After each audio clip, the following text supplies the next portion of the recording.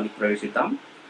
పరలోకమందున్న మా తండ్రి, నీకు స్తుతులు స్తోత్రములు తండ్రి. ఇదిగో తండ్రి, మరొక శ్రేష్టమైన దినాన్ని మా అందరి జీవితాల్లో దయచేశారు. మీకే స్తుతులు స్తోత్రములు. ఇదిగో తండ్రి, మీ ప్రియ కుమారుడైన యేసుక్రీస్తు ద్వారా మాకు అనుగ్రహించిన తండ్రి ఎంతో గొప్పదైన రక్షణను బట్టి నీకే స్తుతులు స్తోత్రములు తండ్రి. ఇదిగో తండ్రి, క్రీస్తును మా కొరకు తండ్రి ఈ లోకానికి పంపించి ఆయన శరీరమును మా పాపములకు శిక్ష విధించి మమ్మల్ని అందరినీ తండ్రి మీరు రక్షించిన విధానమును బట్టి మీకే స్తుతులు స్తోత్రములు తెలియజేసుకొనిచున్నాం. ఇదిగో తండ్రి, భూమి మీదకి వచ్చిన మేమందరము తండ్రి నీ చిత్త ప్రకారముగా జీవించి నీ ఆజ్ఞలన్నింటినీ అనుసరించి తండ్రి నిన్నే ఘనపరుస్తూ మహింపరుస్తూ ఈ లోకంలో జీవిస్తూ తండ్రి అనేకులకు తండ్రి నీ యొక్క సువార్తను ప్రకటించి నీ యొక్క వాక్యాన్ని మా జీవితాలలో తండ్రి మేము అనుసరించు వారముగా ఉండటకు మాకు సహాయమును దయచేయమని, మా కుటుంబాలన్నింటినీ అదేవిధముగా ఎవరెవరైతే తండ్రి నీ యొక్క ఆజ్ఞలను అనుసరించి జీవిస్తున్నారో వారందరినీ కూడా తండ్రి మీరు దీవించి ఆశీర్వదించమని, అదేవిధముగా సంఘము తండ్రి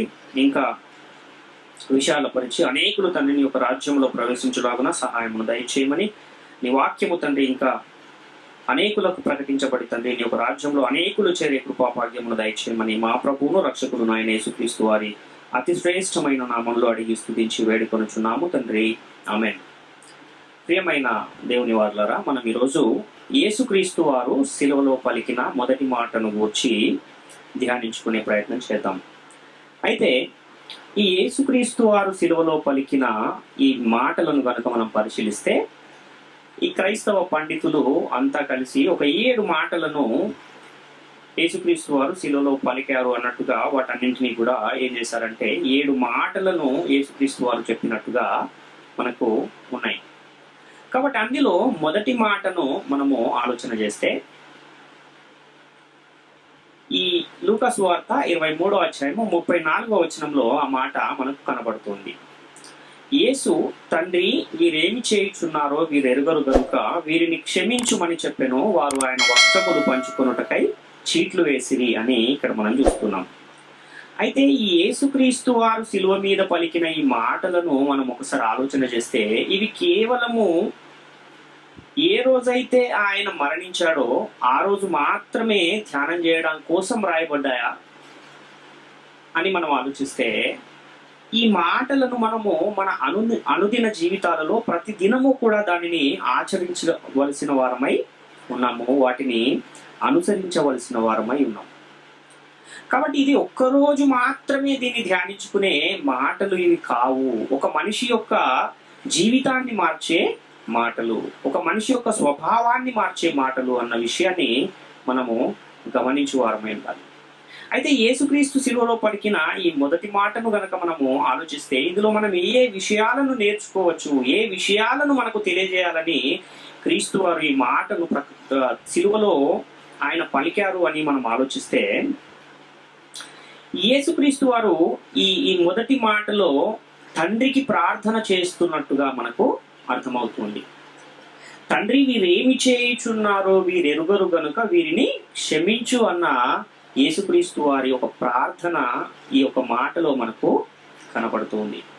కాబట్టి ఈ ప్రార్థన అనేది అసలు ఎప్పుడు మొదలైంది అన్న విషయాన్ని మనం ఆలోచిస్తే పాత నిబంధన కాలము నుండే ప్రార్థన అనేది మొదలైనట్టుగా మనకు ఆదికాండము 4వ అధ్యాయం 26వ వచనంలో మనకు ఒక లేఖనం కనబడుతుంది. మరియు షేతునకు కూడా కుమారుడు పుట్టెను, అతనికి ఎనోషు అను పేరు పెట్టెను. అప్పుడు యెహోవా నామమున ప్రార్థన చేయుట ఆరంభమైనది అని ఇక్కడ మనకు కనబడుతుంది. అంటే షేతు కాలము నుండే ప్రార్థన అనేది, యెహోవా నామమున ప్రార్థన అనేది ప్రారంభమైంది. అదేవిధంగా యేసుక్రీస్తు వారు కూడా తన శిష్యులకు ప్రార్థన నేర్పుతూ పరలోకమందున్న మా తండ్రి నీ నామం పరిశుద్ధపరచబడును గాక అన్న ఈ ప్రార్థనను ఆయన శిష్యులకు కూడా నేర్పిస్తున్న ఒక సందర్భం మనకు మత్తయి సువార్త 6వ అధ్యాయం 9వ వచనంలో కనబడుతుంది. కాబట్టి ప్రార్థన అనేది ఒక విశ్వాసి జీవితంలో చాలా ప్రాముఖ్యమైన విషయము అన్న విషయాన్ని గమనించాలి. ఎందుకంటే ప్రార్థన అనేది ప్రతి దినము కూడా మనము ప్రార్థన చేసే వారముగా మనం ఉండాలి. ఎందుకంటే మన ఈ జీవితాలలో ప్రతిదినము మనము అనేకమైన తప్పులు చేస్తూ ఉంటాము, అనేకమైన మన జీవితాలలో జరుగుతున్న ఈ అనుదిన కార్యక్రమాలలో కనుక మనం పరిశీలిస్తే ఎన్నో తప్పులు మనుషులు చేస్తూ ఉంటారు. కాబట్టి ఆ తప్పులు చేసినప్పుడు ఎప్పుడైతే మరలా మనం దేవుని యొద్దకు వచ్చి ప్రార్థన చేస్తూ ఉన్నామో, మొరపెడుతున్నామో, అప్పుడు క్షమాపణ అడుగుతూ ఉంటాము కనుక అవన్నీ కూడా క్షమింపబడే ఒక అవకాశము ఉంటుంది. అది కాకుండా ప్రతిదినము మనము క్షమాపణ అడుగుతూ ఉన్నప్పుడు మనలో మనకి ఏం జరుగుతుందంటే, ప్రతిదినము ఈ విధంగా ప్రతిదాన్ని చేయటము మళ్ళీ క్షమించమని అడగటం, ఇది ఎంతవరకు సరైనది? ఇది కరెక్ట్ కాదు. కాబట్టి నన్ను నేనే మార్చుకుని తప్పులు చేయకుండా ఉండాలి అన్న ఒక ఆలోచన కూడా మొదలయ్యే ఒక అవకాశం కూడా ఉంది. కనుక ఈ ప్రార్థనకు చాలా ప్రాముఖ్యత అనేది ఉంది అన్న విషయాన్ని మనం ఇక్కడ గమనించాలి. అదేవిధంగా రోమపత్రిక 1:8 కూడా మనం చూస్తే, మీ విశ్వాసము సర్వలోకమున ప్రచురము చేయబడుచుండుటను బట్టి మొదట మీ అందరి నిమిత్తము యేసుక్రీస్తు ద్వారా నా దేవునికి కృతజ్ఞతాస్తుతులు చెల్లించుచున్నాను అని ఇక్కడ పౌలు గారు చెప్తున్నారు. అంటే యేసుక్రీస్తు ద్వారా నా దేవునికి కృతజ్ఞతాస్తుతులు చెల్లించుచున్నాను అంటున్నాడు. ఏ విధంగానైతే యేసుక్రీస్తు వారు తండ్రికి ప్రార్థన చేస్తూ ఉన్నారో, ఇక్కడ పౌలు గారు కూడా తండ్రికే ప్రార్థన చేస్తున్నారు. యేసుక్రీస్తు ద్వారా దేవునికి కృతజ్ఞతాస్తుతులు చెల్లించుచు ఉన్నాను అంటున్నారు. అదేవిధంగా రోమపత్రిక 7:25 కూడా మనం చూస్తే, మన ప్రభు అయిన యేసుక్రీస్తు ద్వారా దేవునికి కృతజ్ఞతాస్తుతులు చెల్లించుచున్నాను, కాగా మనస్సు విషయంలో నేను దైవ నియమమునకును శరీర విషయంలో పాప నియమమునకును దాసుడనై ఉన్నాను అంటున్నాడు. అంటే మట్టిలో నుండి తీయబడిన ఈ శరీరము, ప్రకృతిలో నుండి తీయబడిన ఈ శరీరము ప్రకృతి చేత ఆకర్షించబడే ఒక స్వభావాన్ని కలిగి ఉంది. పాప నియమమునకు దాసత్వము కలిగి ఉంది అని ఇక్కడ పౌలు గారు చెప్పకనే చెప్తున్నారు. కాబట్టి ఆ పాప నియమము నుండి మనము తప్పించుకోవాలంటే ఏం చేయాలి అని అంటే, దైవ నియమానికి మనం ఎప్పుడైతే లోబడతామో అప్పుడు ఆ పాప నియమము నుండి మనము తప్పించబడతాము. ఆ పాపం అనే దాసత్వము నుండి మనము విమోచింపబడతాము అన్న విషయాన్ని మనం ఇక్కడ గమనించాలి. కాబట్టి ప్రార్థన అనేది ప్రతి ఒక్కరి జీవితాలలో కూడా చాలా ప్రాముఖ్యమైన విషయం. కాబట్టి మొదటి మాటలోనే యేసుక్రీస్తు వారు ఏం చెబుతున్నారంటే, ప్రార్థనా జీవితాన్ని కలిగి ఉండండి అన్న ఒక హెచ్చరికను యేసుక్రీస్తు వారు చేస్తూ ఉన్న ఈ సందర్భాన్ని మనం ఇక్కడ గమనించాలి. అదేవిధంగా ఇంకొక విషయాన్ని మనం ఆలోచిస్తే, ఇక్కడ యేసుక్రీస్తు వారు ఎవరికి ప్రార్థన చేస్తూ ఉన్నారు అంటే తండ్రికి ప్రార్థన చేస్తూ ఉన్నారు. తండ్రి ఎక్కడున్నాడు అని అంటే, పరలోకములో తండ్రి సింహాసనాసీనుడై ఉన్నాడు అని అనేకమైన లేఖనాలు మనకు కనబడుతున్నాయి. కాబట్టి తండ్రి క్రీస్తుకు ప్రార్థన చేస్తున్నాడు అంటేనే తండ్రి వేరు క్రీస్తు వేరు అన్న విషయము మనకు అర్థమవుతుంది. అంటే తండ్రి యొక్క స్వతంత్రమైన ప్రతిపత్తి గల ఆత్మగా కనబడుతూ ఉన్నాడు. అదేవిధంగా యేసుక్రీస్తు ఇంకొక వేరే ఆత్మగా కనబడుతున్నాడు. కానీ ఇద్దరు ఒకటే అని ఇక్కడ వాక్యము మనకు తెలియజేయట్లేదు. ఈ విషయాన్ని కూడా మనం ఆలోచిస్తే అనేకమైన విషయాలు తండ్రి కుమారుడు వేరు వేరు అన్న విషయము మనకు చాలా స్పష్టంగా అర్థమవుతుంది. యోహాను సువార్త 17:3 మనం చూస్తే, అద్వితీయ సత్యదేవుడవైన నిన్నును నీవు పంపిన యేసుక్రీస్తును ఎరుగుటయే నిత్య జీవము అని ఇక్కడ మనం చూస్తున్నాం. అంటే ఒక మనిషికి నిత్య జీవం కావాలి అనంటే దేన్ని నమ్మాలి అనంటే, అద్వితీయ సత్యదేవుడు ఒక ఆయన ఉన్నాడు, ఆయన తన కుమారుడైన యేసుక్రీస్తుని లోకానికి పంపించాడు అని ఎవరైతే నమ్ముతారో వాళ్ళు నిత్య జీవాన్ని పొందుకుంటారు. ఒకవేళ తండ్రే క్రీస్తుగా ఈ లోకానికి వచ్చాడు అని ఒకవేళ ఎవరైనా ఆ విశ్వాసంలో ఉంటే అది నిత్య జీవాన్ని ఇవ్వదు అని ఇక్కడ మనకు చెప్పకనే ఈ లేఖనం చెబుతుంది అన్న విషయాన్ని మనం గమనించాలి. అదేవిధంగా యోహాను సువార్త 8:42 కూడా మనం చూస్తే, యేసు వారితో ఇట్లా, నేను దేవుడు మీ తండ్రి అయిన ఎడల మీరు నన్ను ప్రేమింతురు, నేను దేవుని యొద్ద నుండి బయలుదేరి వచ్చి ఉన్నాను, నా అంతట నేనే వచ్చి ఉండలేదు, ఆయన నన్ను పంపెను అంటున్నాడు. అంటే ఇక్కడ పంపిన ఆయన ఒక ఆయన కనబడుతున్నాడు, తర్వాత తండ్రి పంపగా వచ్చిన క్రీస్తు కూడా మనకు కనబడుతున్నారు. కాబట్టి వీరిరువురు కూడా వేరు వేరు వ్యక్తులుగా కనబడుతున్నారు, కానీ ఇద్దరు ఒక్కటే కాదు అన్న విషయాన్ని మనం గమనించాలి. యోహాను సువార్త 7:33 కూడా మనం చూస్తే, యేసు ఇంకా కొంతకాలము నేను మీతో కూడా నుండును, తరువాత నన్ను పంపిన వాని యొద్దకు వెళ్ళుదును అంటున్నాడు. అంటే అనేక మార్లు ఈ నేను తండ్రి యొద్ద నుండి వచ్చాను, తండ్రి నన్ను పంపాడు అన్న ఈ మాటలు మనకు చాలా సార్లు యేసుక్రీస్తు వారు అనేక మార్లు గుర్తు చేసిన సందర్భాలు మనకు కనబడతాయి. అదేవిధంగా పరలోకానికి వెళ్ళిన తర్వాత కూడా యేసుక్రీస్తు ఏం చేస్తాడు అనే ఆ విషయాన్ని కూడా మనం చూస్తే 1 కొరింథీ పత్రిక 15:24 అటు తర్వాత ఆయన సమస్తమైన ఆధిపత్యమును, సమస్తమైన అధికారమును, బలమును కొట్టివేసి తన తండ్రి అయిన దేవునికి రాజ్యమును అప్పగించును, అప్పుడు అంతము వచ్చును అని ఇక్కడ మనకు కనబడుతుంది. అంటే అంతము తర్వాత కూడా ఏం జరగబోతుంది అంటే దేవునికి ఆయన రాజ్యాన్ని అప్పగించబోతూ ఉన్నాడు.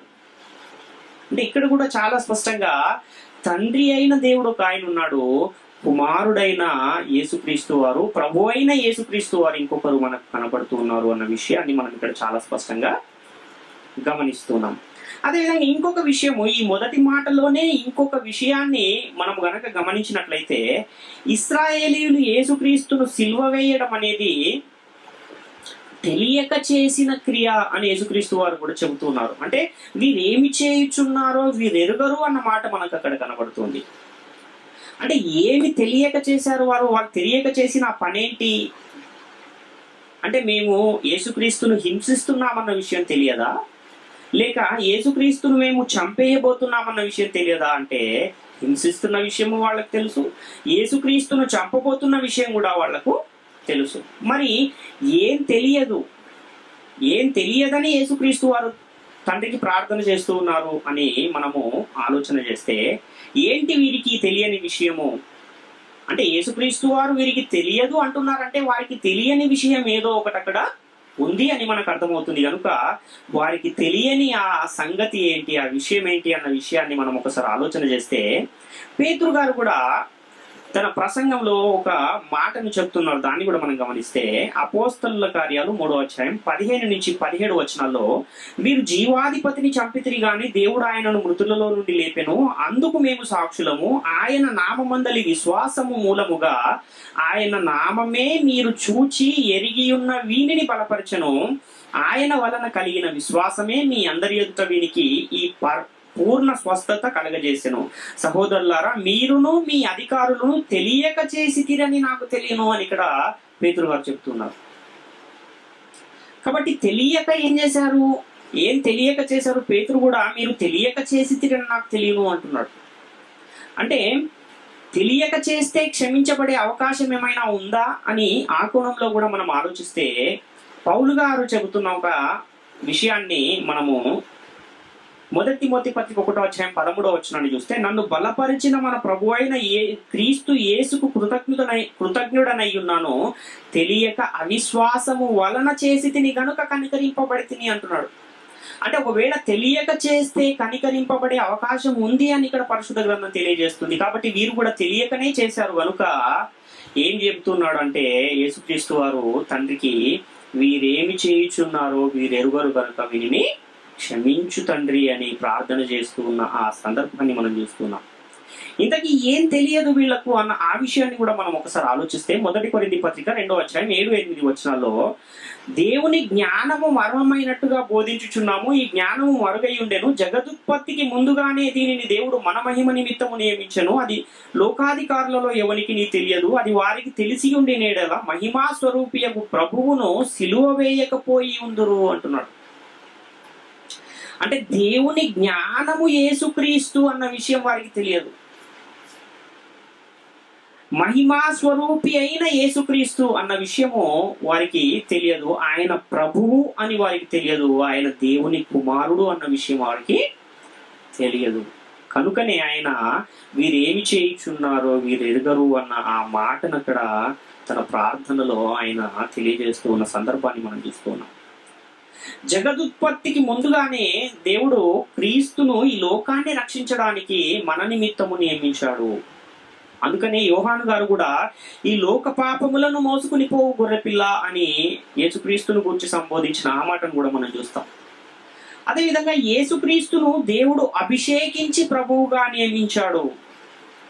యేసుక్రీస్తు మహిమా స్వరూపి అయిన ప్రభువు అన్న విషయము వారికి తెలియదు, ఆయన ప్రభువు అన్న విషయం వారికి తెలియదు. అదేవిధంగా యేసుక్రీస్తు దేవుని కుమారుడు అన్న విషయం కూడా వారికి తెలియదు. కనుకనే వీరిని క్షమించు తండ్రి అని యేసుక్రీస్తు వారు ప్రార్థించిన ఆ సందర్భాన్ని మనం చూస్తున్నాం.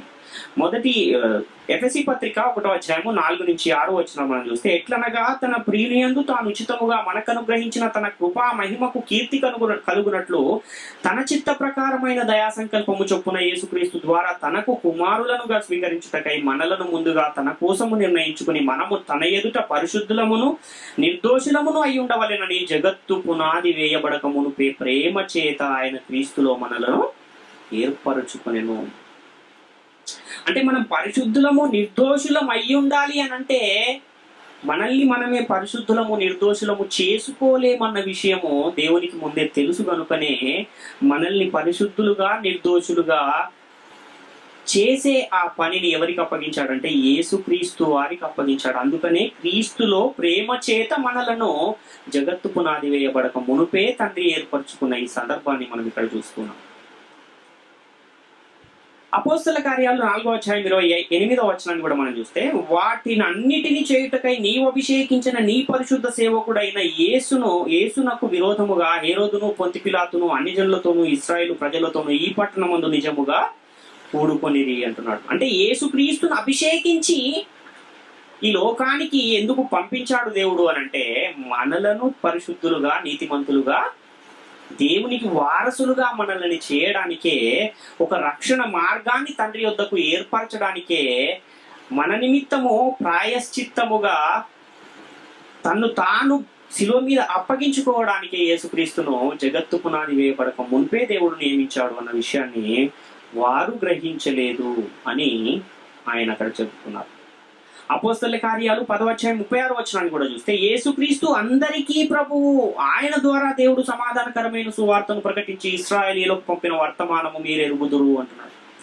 అంటే యేసుక్రీస్తు వారు వచ్చి వారికి అనేక మార్లు, ఎన్ని మార్లు అంటే చాలా సార్లు చెప్పాడు, కానీ వారు దాన్ని గ్రహించలేదు.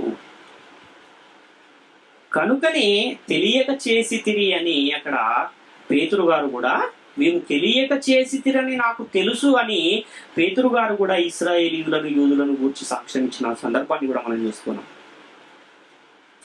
ఇంకొక విషయాన్ని కూడా మనం ఆలోచిస్తే, యేసుక్రీస్తు దేవుని కుమారుడు, దేవుని చేత పంపబడ్డాడని కూడా వారికి తెలియదు. అంటే చెప్పినా కూడా వాళ్ళు దాన్ని ఏం చేశారంటే వ్యతిరేకించారు, కానీ దాన్ని అంగీకరించిన పరిస్థితులు ఎక్కడ కూడా మనకు కనబడలేదు.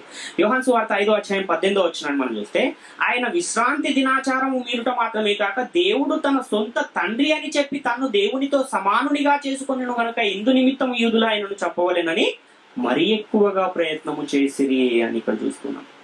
అంటే దేవుడు తన సొంత తండ్రి అని చెప్పడం వాళ్ళకు నచ్చలేదు, కనుకనే ఆయనను చంపవాలేనని అప్పటి నుంచే వాళ్ళు ఎదురు చూస్తూ ఉన్నారు.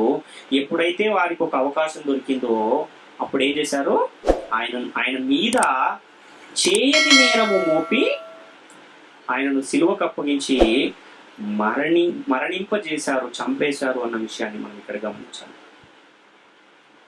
మత్తయి సువార్త 26వ అధ్యాయం 63-68 వచనాలు కూడా మనం చూస్తే, అందుకు ప్రధాన యాజకుడు ఆయనను చూచి, నీవు దేవుని కుమారుడు అయిన క్రీస్తు అయితే ఆ మాట మాతో చెప్పుమని జీవము గల దేవుని తోడని నీకు ఆనబెట్టుచున్నానని నేను. అందుకు యేసు, నీవు అన్నట్టే ఇది మొదలుకుని మనుష్య కుమారుడు సర్వశక్తుని కుడిపార్శ్వమున కూర్చుండుటయు ఆకాశ మేఘారూఢుడై వచ్చుటయు మీరు చూతురని చెప్పగా, ప్రధాన యాజకుడు తన వస్త్రము చింపుకుని, వీడు దేవదూషణ చేసెను, మనకి సాక్షులతో పని ఏమి, ఇదిగో ఈ దూషణ మీరు ఇప్పుడు విన్నారు, మీకేమి తోచుచున్నదని అడిగాను. అందుకు వారు, వీడు మరణమునకు పాత్రుడని. అప్పుడు వారు ఆయన ముఖము మీద ఉమ్మి వేసి ఆయనను గుద్దిరి. కొందరు ఆయనను అరచేతులతో కొట్టి, క్రీస్తు నిన్ను కొట్టిన వాడెవడో ప్రవచింపుమని అని ఇక్కడ మనం చూస్తున్నాం. అంటే నీవు దేవుని కుమారుడవైతే మాతో చెప్పుమన్నప్పుడు ఆయన ఏమన్నాడు, నీవు అన్నట్టే అవును అన్నాడు.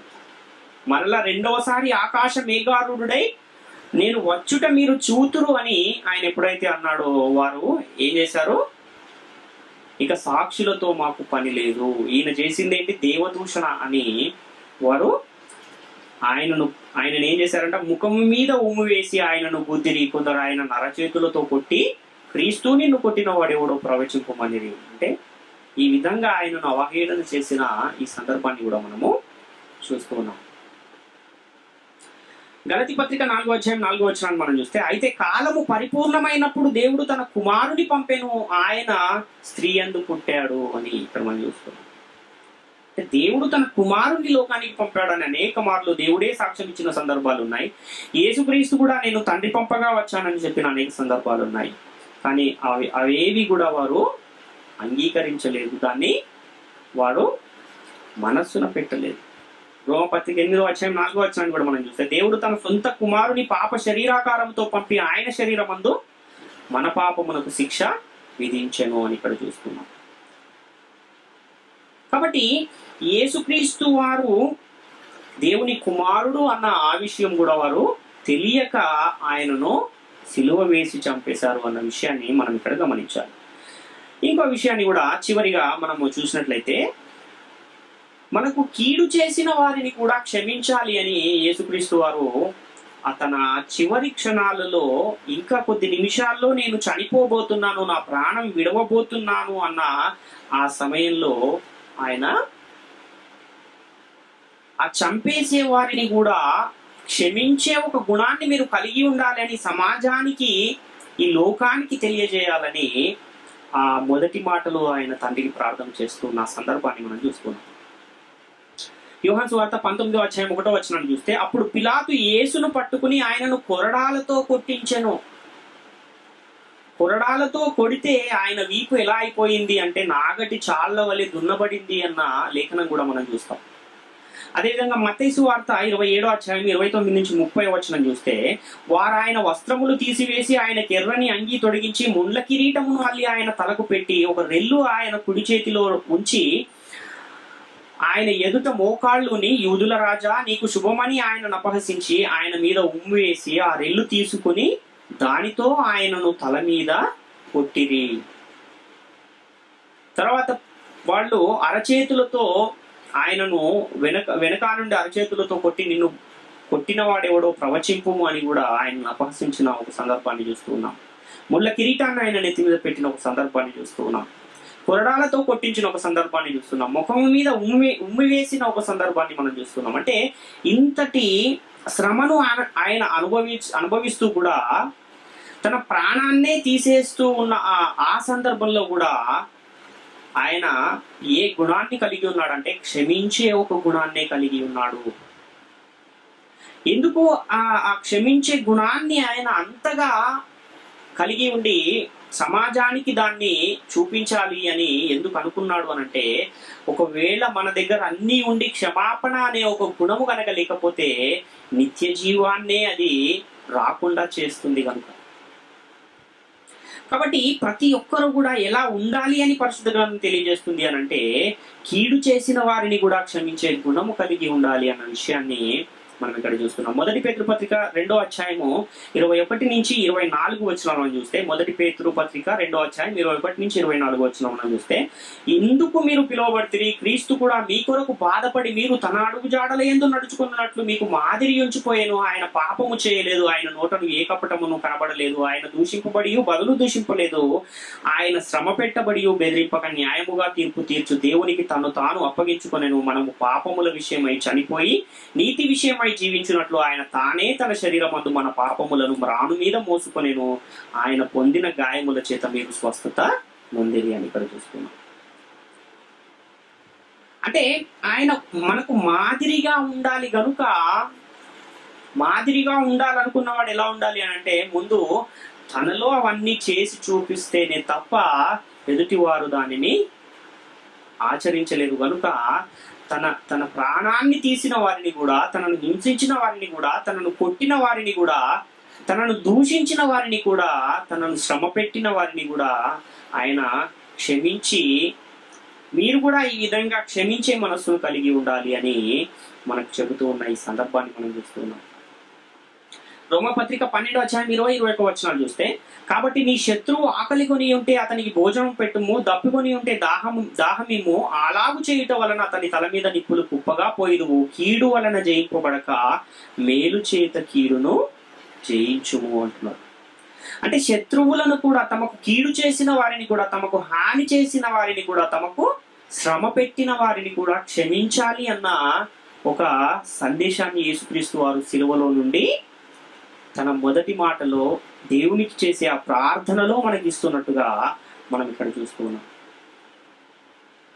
మత్తయి సువార్త 5:22-24 కూడా చూస్తే, నేను మీతో చెప్పున్నదేమనగా, తన సహోదరుని మీద కోపవాడు ప్రతివాడు విమర్శకు లోనగును, తన సహోదరుని చూచి వ్యర్థుడా అని చెప్పువాడు మహాసభకు లోనగును, ద్రోహి అని చెప్పువాడు నరకాగ్నికి లోనగును. కావున నీవు బలిపీఠమునొద్ద అర్పణము అర్పించుచుండగా నీ మీద నీ సహోదరునికి విరోధమైన కలదని అక్కడ నీకు జ్ఞాపకమునకు వచ్చిన ఎడల, అక్కడ బలిపీఠం ఎదుటనే నీ అర్పణను విడిచిపెట్టి మొదట వెళ్ళి నీ సహోదరునితో సమాధాన పడుము, అటు తర్వాత వచ్చి నీ అర్పణను అర్పించుము అంటున్నాడు. అంటే క్షమాపణకి ఎంత ప్రాముఖ్యత ఉందో అన్న విషయాన్ని మనం ఇక్కడ చూస్తాం. అంటే క్రొత్త నిబంధనకు ముందున్న కాలం అంతా మనం ఒకసారి గమనిస్తే, ధర్మశాస్త్రం అమల్లో ఉన్న ఆ కాలములో బలులను అర్పించే ఒక పరిస్థితి మనం చూస్తాం.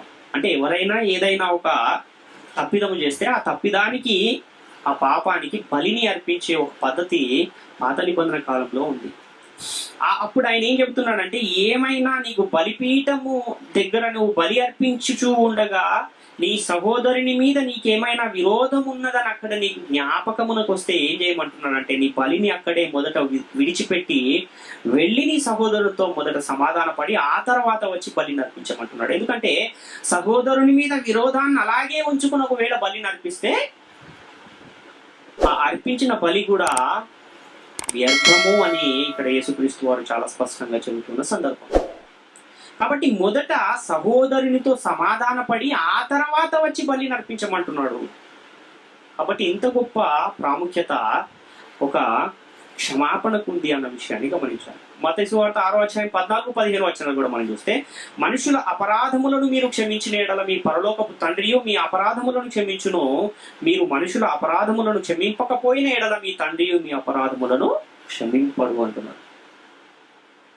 అంటే మీరు గనక మీకెవరైనా కీడు చేస్తే ఆ కీడుకు ప్రతిగా మీరు వారికి కీడే చేద్దామని ఒకవేళ మీరు అనుకుంటే, మీ అపరాధములను కూడా తండ్రి క్షమించడు, అంటే దేవుడు క్షమించడు. అప్పుడు పరలోకానికే వెళ్ళలేని పరిస్థితి, నిత్య జీవాన్నే పొందుకోలేని పరిస్థితి ఉంటుంది. కనుకనే క్షమించే గుణాన్ని ప్రతి ఒక్కరు కూడా కలిగి ఉండాలి అని ఇక్కడ యేసుక్రీస్తు వారు చెబుతున్న ఈ సందర్భాన్ని మనం చూస్తున్నాం.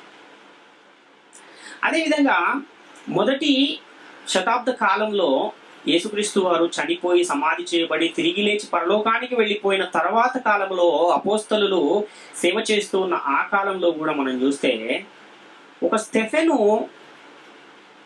ఎలా తన సువార్త ప్రకటన చేస్తూ చనిపోతూ ఉన్న ఆ సందర్భంలో రాళ్లతో ఆయనను కొడుతున్న వారిని కూడా క్షమించమని ప్రార్థన చేస్తూ ఉన్న ఆ సందర్భాన్ని కూడా మనం ఒకసారి గమనిస్తే, అపోస్తల కార్యాలు 7:59-60 ప్రభువును గూర్చి మొరపెట్టుచు, యేసు ప్రభువా నా ఆత్మను చేర్చుకొనుమని స్టెఫెను పలుకుచుండగా వారు అతనిని రాళ్లతో కొట్టిరి. అతడు మోకాళ్ళుని, ప్రభువా వారి మీద ఈ పాపము మోపకుమని గొప్ప శబ్దంతో పలికెను. ఈ మాట పలికి నిద్రించెను. సౌలు అతని చావునకు సమ్మతించెను అని ఇక్కడ చూస్తున్నాం. అంటే ఒక యేసుక్రీస్తులో ఏ విధంగానైతే చనిపోతూ ఉన్నప్పుడు కూడా చంపిన వారిని క్షమించే ఒక ఆ స్వభావాన్ని, ఆ గుణాన్ని చూస్తున్నామో, ఒక స్టెఫెనులో కూడా మనం అదే స్వభావాన్ని, అదే గుణాన్ని చూస్తున్నాం. అంటే రాళ్లతో తనని కొట్టి చంపుతున్న వారిని కూడా ఈ పాపము వారి మీద మోపకుము అని ఆయన ఏ విధంగానైతే ప్రార్థన చేస్తూ ఉన్నాడో, ప్రతి ఒక్కరు కూడా ఇదే స్వభావాన్ని, ఇదే గుణాన్ని కలిగి ఉండండి అన్న ఒక పాఠాన్ని వీళ్ళు నేర్పిస్తూ ఉన్నారు అన్న విషయాన్ని గమనించాలి. కాబట్టి ఈ క్షమించడము అనే ఈ ఈ విషయము చాలా ప్రాముఖ్యమైనది. ఎందుకంటే ఒకవేళ క్షమించే గుణమే గనక నీలో లేకపోతే నీవు ఇతరులను క్షమించలేవు. నీవు ఇతరులను క్షమించకపోతే దేవుడు నీ అపరాధములను క్షమించడు. అప్పుడు నీ అపరాధములు క్షమింపబడకుండా ఉంటే గనక పరలోకానికి వెళ్ళే పరిస్థితే ఉండదు, నరకాగ్నికి వెళ్ళే ఒక పరిస్థితిలో ఉండిపోతారు. కనుక ఇంత గొప్ప విషయాన్ని యేసుక్రీస్తు వారు తన మొదటి మాటలో దేవుడికి చేసే ప్రార్థనలో తెలియజేస్తూ ఉన్న ఈ సందర్భాన్ని మన జీవితాలలో కూడా మనం ప్రతి ఒక్కరము కూడా కలిగి ఉండాలని మిమ్మల్ని వేడుకొనొచ్చు ఈ నా మాటలను ముగిస్తున్నాను. అందరికీ వందనాలు.